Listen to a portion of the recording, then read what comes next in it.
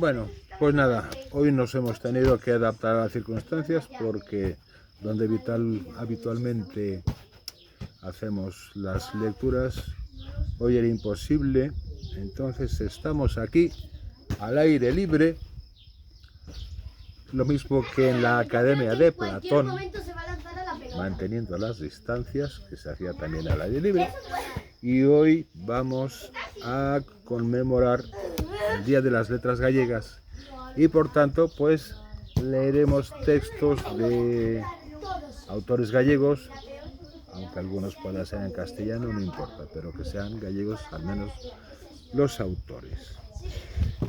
Como este mes fue el Día de las Letras Gallegas, el día 17 de mayo, pues hemos visto que han honrado en el 2026 la Real Academia de la Lengua a Begoña Caamaño, una escritora y periodista que murió muy joven, murió en el 2012. Es por eso su homenaje, porque tiene bastantes escritos. Uno de ellos que me encantó fue Morgana de Esmelle. ¿Por qué Morgana de Esmelle? Porque debo reconocer que soy un fanático de Álvaro Cunqueiro. Y Álvaro Cunqueiro en su día, debo tener el librito por la casa, escribió una novela que se llamaba Merlín y familia. En esa novela Cunqueiro ponía a Merlín y a su familia a vivir en una pequeña aldea de Lugo, y me parece que era, no me acuerdo ahora en qué parte de Lugo era, en las tierras de Miranda. Puso, que es un nombre ficticio, Miranda, como el sitio donde vivió sus últimos años Merlín y familia. Pues bien, retomando Begoña Caamaño, ella retomó los personajes de Merlín y familia, los criados y los vecinos y todos estos, hizo una novela pero desde el punto de vista femenino, dándole mucho más importancia en este caso a Morgana, que era una de las damas, me parece que era una maga también, no sé. Unos dicen que era hermana de Merlín, otros dicen que era su amante, en fin, y que había venido también desde Avalon y desde Camelot a visitar a Merlín. Bueno, pues acto seguido voy a leer un poco la entrada de este libro que se llama Morgana en Esmelle. Agora que o meu señor don Merlín dorme plácido o carón da súa ciencia e dos seus 7 saberes, é cando aínda manteño nidias as lembranzas. E se cadra o momento en que fale por fin do acontecido hai xa tanto tempo en Miranda e do que sempre se me prohibiu falar. Non creo que o meu relato poida xa producir mal ningún. Tan pronto é o seu sono que ninguén entre non sabe de certo se é morte ou repouso do meu amo, pois cada día que pasa os seus brancos cabelos mestúranse máis coa xiada pousada na carriza do vello carballo, o que se arrimou cando decidiu retirarse a descansar. El é cada vez máis difícil atinar onde acaba o humano cabelo e onde comeza o arbóreo carazo. Nin con can noi, o que lle puxemos ese nome, pois nunca soubemos de certo se era fillo do Nei ou do Norés, aínda que ben claro ficaba que a súa nai fora unha cadela encantada que chegou un día a Miranda na procura do consolo e conforto que axiña atopou nos cans da casa.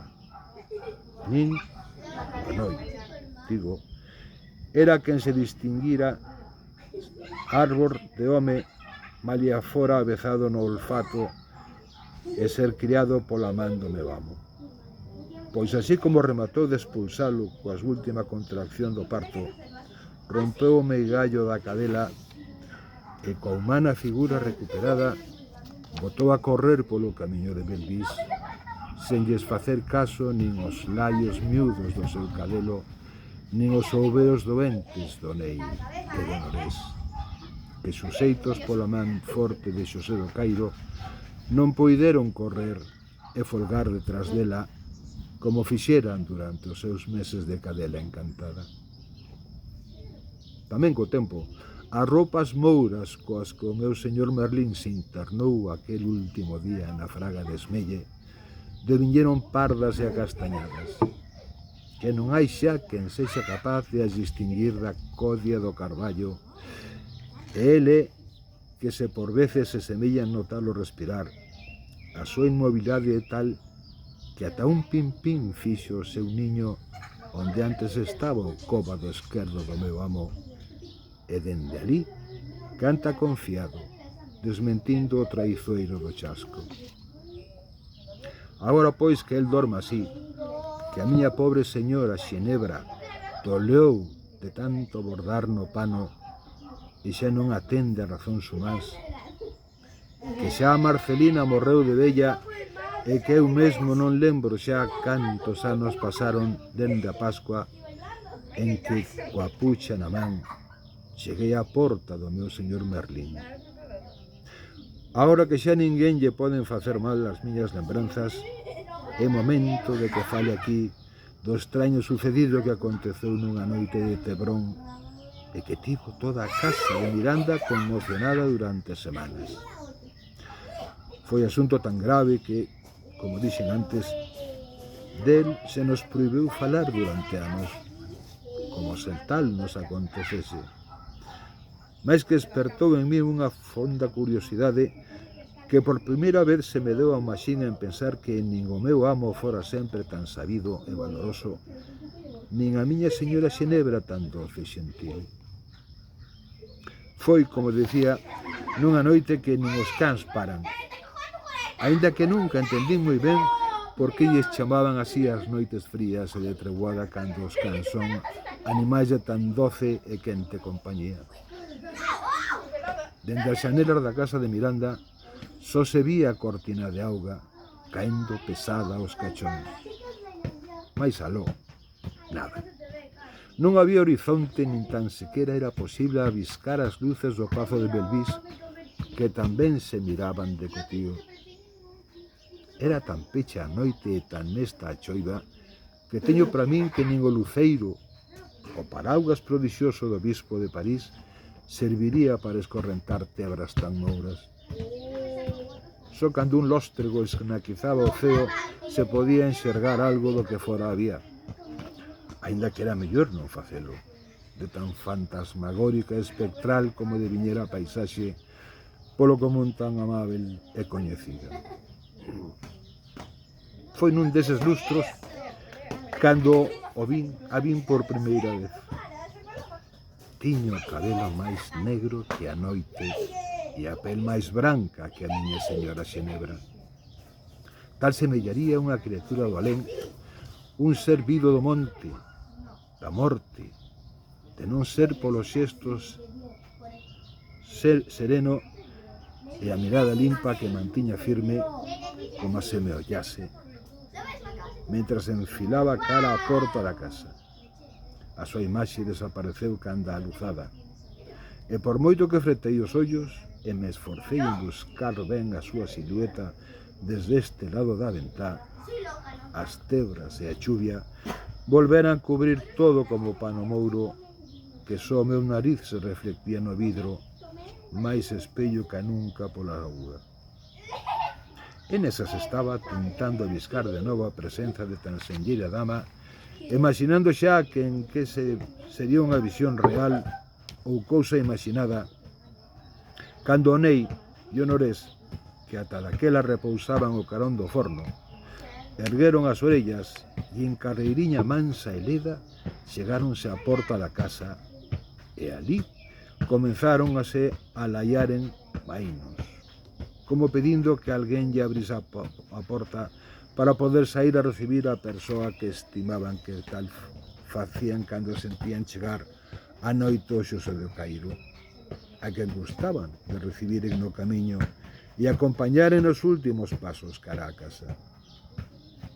E o meu amo mirou para os cans extrañado. que nin Xosé do Cairo nin ninguén de nós faltaba esa noite da casa. E máis extrañou aínda, e extrañámonos todos os que ali estábamos, cando o gato Cerís deixou o colo da miña señora Xenebra onde dormiñaba e foi tamén onde a porta e comenzou a rabuñala, como querendo traspasala. Eu ben vin que o meu amo se erguía as cellas como as costas que se lle tensaban. Abra a porta, Felipe, dixo con voz estudiadamente calma, que fora hai quen non precisa petar para que se lle dé entrada. Eu afasteime a modo da xanela, e aínda que era moito medo dentro que se me puxera, tentei cumprir a orden sen que ren se me notase, que non quería eu quedar como uns cagainas e menos diante de Manueliña de Carlos, a quen tiña eu xa daquela moi ben impresionada pola miña arte ao cuspir as cahuñas das cereixas. Contento, digo, fun ata a porta, mas non fixo falla que a tocase, que, estando eu tan só un paso dela, comezouse a abrir soa, a modo e sen renxer. E ali, no adro, estaba ela, a muller que vira baixo o trebón dende a xanela. E tal era como se fora non chovese nin nada, que a dama estaba seca como a leña ao pé da lareira, e os seus cabelos mouros brillaban de tan pretos e lisos e facían eles mesmos reflexos como da auga, aínda que semellase que a choiva non os tocara. E se o vestido de pano fino que se cinguía o corpo da acabada de chegar era porque así fora cortado e cosido, non porque a tea enchoupada se lle pegase as formas. E faloume suave, como se me coñecese, chamándome polo meu nome, con aquela súa voz cálida e grave. Grazas, Felipe, por me alumeares o camiño da casa coa tua mirada. Eu fiquei ali, pampo e estantío, mentras a dama grácilmente me esquivaba e se internaba na sala. Benvida, Morgana. A voz do meu señor Merlín soou firme e maína, como se a chegada da señora máis que sorpresa fose cousa agardada. Non reaccionou así a miña señora Xenebra, que se ergueu de sócato, deixando caer o chan o lenzo no que bordaba as aventuras de Sir Percival e que de normal con tanto celo cuidaba. Ti, aquí, como ousas perseguirme ata esta a miña última morada? Non abondou, se cadra, con todo o mal que causaches. Non quedaches chea con todo o que ao final conseguiches guardar para ti no teu mundo de sombras malsás. Pobre Xenebra, retrucou a acabada de chegar, e a súa voz cálida soou entre agarimosa e chusqueira, aínda tan confundida e aparvada. Me dio entón o meu señor Merlín, antes de que a dama Xenebra respondese irada. Quixo o meu amo saber se a chamada Morgana tiña fame ou precisaba de se quentar a carón do lume. Mais a ollada burlesca da que coa treboada chegara abondoulle para saber que a singular muller de nada precisaba. Convidouna entón a subir con el ao seu gabinete, onde se pecharon por varias horas. Falaron e falaron, hasta que a choiva da noite deu paso a unha mañanciña fresca e rosada. Bueno, claro. En fin, ¿quién sigue? Yo, ya que estás ahí. Ven para acá.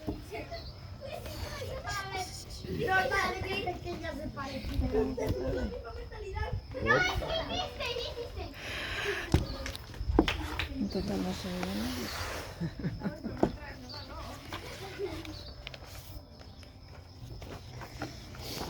Vale, pues yo voy a leer Herba Moura, de Teresa Moure. Herba Moura es una de las novelas más importantes de la literatura gallega contemporánea. Teresa Moure mezcla filosofía, memoria, feminidad, lenguaje y sensibilidad para construir una obra muy distinta a una novela tradicional. Teresa es escritora, lingüista y profesora universitaria gallega, y su obra explora la relación entre lenguaje, identidad, pensamiento y libertad. Y en sus novelas aparecen frecuentemente las voces femeninas olvidadas, la intuición y las formas de conocimiento alejadas de la razón estricta. La novela viaja entre distintas épocas y voces femeninas alrededor de la figura de René Descartes. No presenta la filosofía como algo frío o distante, sino profundamente humano. La historia mezcla cartas, diarios, recetas, herbarios y reflexiones, creando una atmósfera muy poética y viva. Los personajes son Helena Hans, que representa la intuición, el conocimiento ligado al cuerpo, las hierbas y la libertad; Cristina de Suecia, que figura intelectual y rebelde, que cuestiona las normas y el poder; Inés Andrade, que conecta pasado y presente, investigando y reconstruyendo las voces olvidadas; y, como es de suponer, René Descartes, que aparece humanizado y vulnerable. La novela dialoga críticamente su racionalidad. Entonces yo he elegido elegí dos porque hoy creo que hay tiempo para leer los dos. Lo que significa la hierba mora.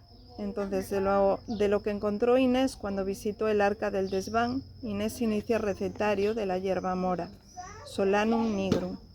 La hierba llamada mora o hierba de Santa Marina o tomatillos del diablo es una planta anual, llegada de América en los barcos holandeses del siglo XVIII. Transportaban a los grandes centros europeos toda cuanta cosa de valor encontraban. En las tierras del trópico americano, los indígenas usaban la hierba mora como hortaliza y también como principio medicinal por sus propiedades emolientes, antineurálgicas y analgésicas. Guiados por este saber popular, los misioneros católicos la recolectaron para incluirla en el vasto catálogo de especies que traerían a sus conventos en Europa y que aún se puede observar en el Hortus Botanicus de la ciudad de Ámsterdam, lugar desde el cual la hierba mora se extendería por toda Europa.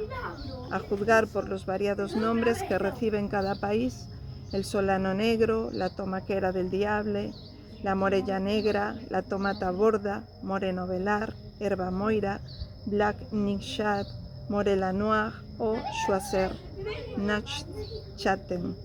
La planta ofrece un verde intenso con hojas ovaladas de bordes recortados y flores, que nacen agrupadas para lucir sus corolas en forma de estrella de 5 puntas. El fruto es una baya del tamaño de un guisante y de color negro. De ahí el nombre. Florece como todo a partir de la primavera y, como los buenos saberes, nos deleita en la duración, manteniéndose hermosa hasta comienzos del otoño en huertas y lugares próximos a las casas, sean cultivados o no. Esta hierba fue muy usada en los monasterios medievales porque las hojas tienen poder narcótico y pueden aplicarse como calmante. Tradicionalmente, las boticas empleaban hojas de Solanum nigrum para preparar el bálsamo tranquilo, un potente analgésico hecho también con estramonio, belladona y adormideras, que se aplicaba frotando la zona herida con un paño de lana. Las bayas de hierba mora, calmantes y emolientes, sirven para hacer cataplasmas con las que aliviar grietas de la piel, principalmente las que estropean las manos muy trabajadas o los pechos de las mujeres durante las lactancias. Aunque su olor puede resultar desagradable porque contiene ciertos principios activos, la planta con mala fama no resulta en realidad tóxica, sino cuando está seca, esto es, en una época en que ya no se puede comer en los lugares en que se ingieren este tipo de matas, como sustituto de acelgas o espinacas. La hierba mora tiene un toque misterioso, ya que, como las buenas historias, atesora el mágico poder de calmar el dolor, y como todas las mujeres, tiene una mala fama que en absoluto se corresponde con sus obras. Por eso, ahora que he decidido sumarme a las iniciativas que heredé de las mujeres que me han precedido, confeccionando un herbario donde almacené mi saber sobre la vida, quise comenzar por una planta tan sugerente como esta. Y después os leo de lo que encontró Inés cuando visitó el Arca del Desván del diario poético de Inés Andrade. Tengo 27 años. Es una edad difícil, imposible tal vez. Hago lo mismo que cuando tenía 7. Estudiar y procurar que no me angulla la asombrosa personalidad de mi familia. No me gusta el número 27. Tengo la misma edad que tenía Hélène cuando perdió a Francine, pero no he experimentado todavía sentimientos de los grandes. Sentimientos profundos de esos que te pueden hacer sentir en el hecho de muerte que has vivido, como el amor, la maternidad o la sensación de que has vivido, que puedes volar solo en la vida. No sé qué dirán mamá y las tías si oyesen esto, como si no las quisiese a ellas, si solo con ellas ya estoy segura de haber vivido. Pobre Hélène, tan joven y tan vieja que se quedó el 7 de septiembre de 1640. También tengo la misma edad que tenía Cristina de Bassa y de Brandenburgo, el día que abdicó y decidió algo impensable en su círculo de amigos y conocidos. Renunciar al enorme privilegio de haber nacido reina de una nación próspera por no querer acomodarse a la insignificancia de tener hijos. Tengo la misma edad de Cristina y para mí, como para ella, la primavera floreció 27 veces. En fin, para mí floreció 27 veces porque nací en julio, que si llego a haber nacido a primeros de año ya serían 28. Tanto que lleva florecido la primavera ante mis ojos y yo sin haber tomado una sola decisión de importancia. En fin, juro no volver a mencionar la edad de nadie en toda mi vida. No volver a considerar que el tiempo puede contarse para las personas como si fuesen cosechas. Juro no hacer tal tontería nunca. Tengo 27 años. A esta edad, algunos han hecho mucho, otros han hecho todo lo que van a hacer en la vida porque ya nunca despertarán. Otros a esta edad todavía no hemos hecho nada. Juro no volver a hablar de la edad, de qué edad tienes, de qué años tenías, cuándo. Juro no cubrir los papeles con la fecha de nacimiento. No decir nunca, ese será de tu edad, o es de la edad de tu hermano mayor. Ese es de mi tiempo, ese será de tu quinta. No trataré a las personas como si fuesen añadas de vino. Por última vez usaré la palabra edad. Será para susurrar muy bajito que tengo la edad apropiada para ser Inés. Qué bueno. ¿Quién va? ¡Shaila, sube! ¡Sube! Sandra, después sube. Pasos. Ay, Leire, no me hagas. Dentro do meu fillo que non sei. Clara, vete. ¿Qué se supone que? ¿A dónde se va? Sí. A ver si puedo ver. Hay que hacerlo muy ceremonioso. Hay que hacerlo tan ceremonioso. El amarillo que hay. Bueno, el sitio es extraordinario. Lástima que nos toque. La tarde muy bonita. Las niñas. Pero bueno, una representación de De la vida misma. las nuevas generaciones, de la vida misma. Bueno, eu lexín unha poetisa galega que naceu en Vigo moi xove, naceu en 1980 e aparte de ser poetisa é tamén performer e tive a oportunidade de coñecela por dúas razóns. En un espectáculo que fai acompañada de un pianista que recomendo moitísimo, chamase Cinta Adhesiva, extraordinaria e tamén pola segunda razón que a coñece porque gañou o premio Lueiro Rei de Poesía do noso concello veciño de Fornelos de Monte e a verdade é que me encantou. Fai unha poesía así como moi potente, tamén reivindicativa, feminista, bueno, a verdade é que me parece extraordinaria. E lexín un par de poemas, pero creo que así que o máis axeitado, xa que tamén as letras galegas foron dedicadas este ano a unha rapaza que, como leu Manuel, morreu moi xoven, pero tamén era feminista e aguerrida. Entonces vou a intentar ler o mellor que poida este poema de Silvia Penas. A miña maceta de Romeu non se ve. Desde os demais balcóns, os cristais están pintados con sangue, fechados con todas as forzas dos días que deberían quedarme por vivir. Tampouco provei a cambiala por un xeranio, nin violetas africanas, ou a rosa que cae con ira sobre o barandal. Por aquí non pasará xamais a primavera, nin a barca, nin o remador. Eu non son bonita, pero quixen selo. A miña fealdade escoa por entre as fendas da noite e é ruidosa. A miña fealdade de ollos pequenos, o meu ricto contraído vagado sempre en vela, atravesei todos os cumios pola súa cara oculta para separar os meus restos do vento e cambiei-me 1000 veces por outras. Coloqueime tamén outros labios para poder seguir beixando sen morder. Son unha muller fea e de escasa estatura con moitos días de dolor. A túa man posta sobre a miña noca, a túa man marcada nesa parede, as miñas costas, sobrevivín ao aire co que asitas os teus osos prendidos e candentes, cos que moldeaches a miña fealdade e a miña memoria. Non lembro nada acerca da beleza, pero estivo unha vez aquí, petou na miña porta e abrín.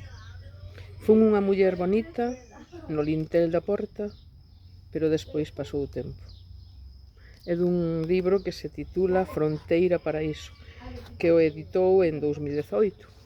Bueno, super recomendable por xoven, por atrevida e porque fai uns espectáculos de verdade super recomendables.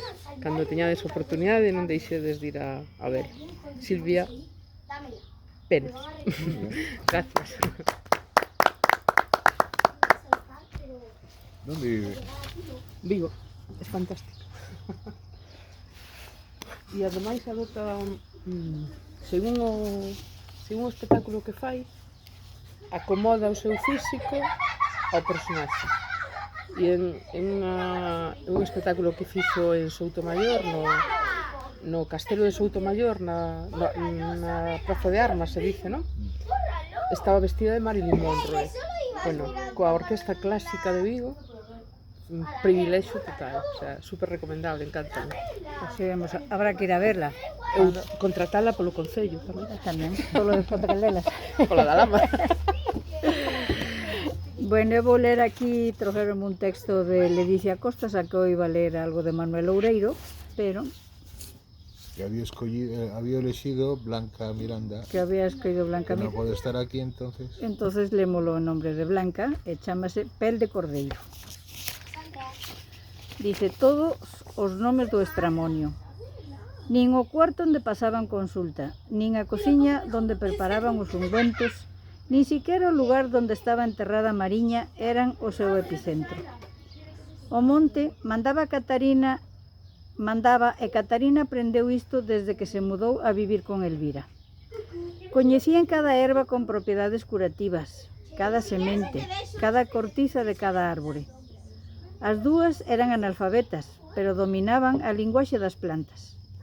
Pola rúa, algunha xente agachaba a cabeza e aguantaba a respiración cando pasaban, e un par deles dicíanlle putas de Satanás.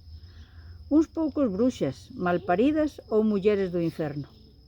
Outros chamábanas simplemente Elvira e Catarina, ou Bella e Nena. Elas gardaban cada insulto, igual que facían cos ollos de algúns páxaros e cos osos dos gatos.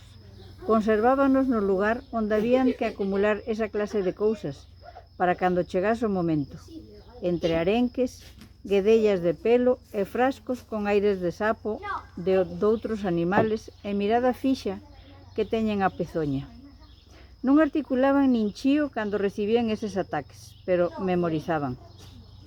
Gravaban o insulto e a persona. Rexistraban a aldraxe da cabeza porque non tiñan outro xeito de guardar as cousas para o futuro. Se soubesen escribir e ler, terían unha lista con cada nome. Pero non pasaba nada, porque engadían e repetían así. Eladio o do ollo revirado, putas de Satanás. Manuel, o fillo do ferreiro, cravaros cunha estaca. Os ministros da maldita Inquisición, colección de agravios. Luís o carniceiro negouse a vendernos nada. Maruxa díxonos tolas, non toquedes a miña filla con esas mans porcas. Elvira e Catarina acumulaban. Conservaban para cando fose posible devolver as ofensas e facíano case sempre coa tranquilidade que lles proporcionaba a experiencia. Elas sabían que o estramonio ten máis de 15 nomes e que coa súa flor de trompeta podes tratar a asma e tamén podes matar. Co pó das flores do ricino provocas hemorraxias internas e vómitos. Co acónito paras o corazón. As flores do cardo espantan os males dos bebés. As varas das gamotas serven para curar as mordeduras dos reptiles. A flor da valeriana cura os arrebatos. As dúas eran analfabetas, pero as dúas sabían ler a natureza e isto convertías en privilexiadas e perigosas. Porque sobre todo o demais coñecían os segredos para fabricar velenos e apócemas para recuperar o apetito sexual.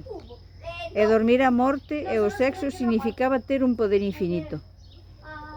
Así que paseaban tranquilas polo centro da aldea, repetindo e engadindo nomes á súa lista cada vez que alguén as agredía, co convencemento de que o monte estaba sempre do seu lado. Cada raíz agochada unha oportunidade. Atacalas era temerario. Elvira foise deixando ver menos na aldea. Agora que Catarina medrara e se convertera en autónoma, mandáballe a facerlle os recados. A nena xamais se queixaba. Tiña pola súa avoa unha devoción e un respeto absolutos. En realidade, Catarina non parecía unha nena. Parecía unha muller no corpo dunha nena. Os seus ollos de boi agora eran ollos de animal salvaxe. Había un aquel felino no seu xeito de mirarte e de moverse. Como se sempre estivese alerta para reequilibrarse no aire e evitar unha caída. E como se pudese ver a través de ti. Aquel día, como tantos outros, cruzaba a praza cun embrullo de tea donde levaba fariña, aceite de rísino e algún produto máis que Elvira lle encargara. Xa pasara por diante do tambuche do barbeiro sangrador. Gustáballe falar con el, sobre todo cando non tiña clientes e podían estenderse un pouco máis, aínda que isto a súa avoa non o sabía. O neno pediulle algo para comer e ela ensinoulle os dentes ruxindo igual que a unha fera. O neno mirou aterrado e dou un chimpo cara atrás. A avoa Elvira ensináralle a protexer os alimentos. Non quería que pasasen fame. Ian trampeando porque moita xente pagaba as consultas con ovos, noces, leite, produtos da horta. Elas na casa tiñan un castiñeiro e varias árbores froiteiras. Pero o grosso da súa alimentación chegáballes a través da clientela. Poucos pagaban con cartos e Elvira tampouco establecía precios. A miseria non era compatible coas cotas. Na porta da consulta tiña un letreiro que lle escribía un veciño. A quen curara un prurito que tiña nas súas partes íntimas e lle saíra por andar visitando con frecuencia a casa das putas. Pero, por favor, que isto non chega a oídos da miña muller. Non lle digas nada, señor Elvira. Pagarei o que me pida, se me cura e se é discreta. Eu nací indiscreta e morrerei discreta. E non teño interese ningún en ir propagando por aí as súas doenzas, nin os seus encontros fora do matrimonio. Sabe vostede escribir? Pois preséntese mañán cun cartel que poña aquí págase coa vontade. E o home escribeu vontade, pero cumpriu. E aí se plantou o día seguinte que era do que se trataba, e ela quedou satisfeita e non lle pedeu máis nada a cambio. Bueno, ay, qué casualidad. De las hierbas, es que por eso estaba buscando. Da herba moura. Qué bueno. Porque Elena también habla de todas las plantas lo que pueden curar y tienen partes muy graciosas, muy humorísticas. Este libro está editado tamén en galego. Me imagino que Ah, sí, lo que pasa sí. es que yo solo cuando lo compré en castellano. Porque No sé, Teresa sí, Moure escribe en pero galego. Teresa Moure Non se escribe en reportou gallego. ningunha alumna? Uy, De momento no. otra vez inesperado. Esta gatita Qué grande, aquí Ina impresionante. dice, al lado de la iglesia, a las 21:05. Sí, Qué aquí guay. estamos. Qué Está bueno. preñada, es gatita, ¿no? Sí. O si está muy barrigona. Pero es grande de tamaño, ¿verdad? Sí, es grande. Enorme. Anda, vais a rabuñar ¿Le lo está teo. gustando tu estuche? Se está afilando las uñas con el estuche del... Baixa. Baixa. No sé, y nada. Baixa. Baixa. Nada. Ni para atrás. Donde entran para cantar, oye, porque Inés del coro. Cantar a misa. ¿Pero dónde entran para cantar a misa? Sí, porque elas entran por aí, por eso. En vez de, hai unha porta aquí, non entran pola porta grande, as do coro son privilegiadas e entran por atrás. Pola sacristía, me imagino. Pero Ina está nun coro. Canta coas do coro en sí,